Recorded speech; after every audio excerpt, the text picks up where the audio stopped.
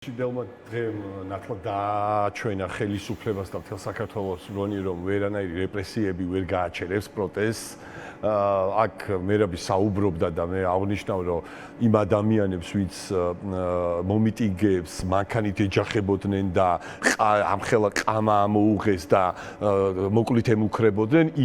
ის ადამიანები დღეს გაუშვეს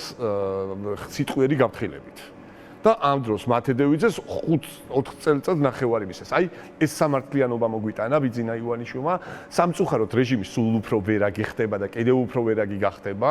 ჩვენ ერთადერთი ის დაგვრჩენია რომ ყველა ფრონტზე მოვახდინოთ ბრძოლა, სადაც შესაძლებელია, როგორც შესაძლებელია, რაც შეეხება მზია ამაღლობელს, ეხა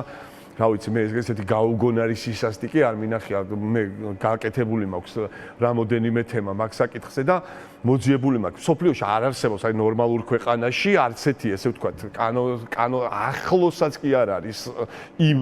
სისასტეში აი რა ვიცი თვე 6 თვე 3 თვე ყველა ქვეყანას აქვს დაახლოებით აი ესეთი სასჯელი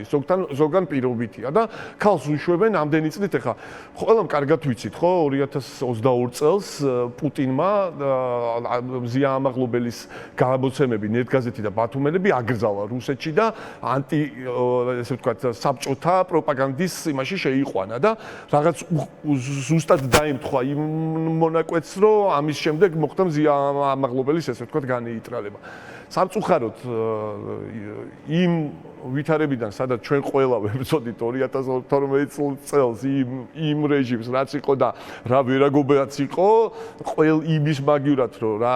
ესე ვთქვათ პლუსები ქონდა ქვეყანას ყველაფერი დააბრუნა უკან და კიდევ უფრო მათ შევყავართ არ ვიცი სად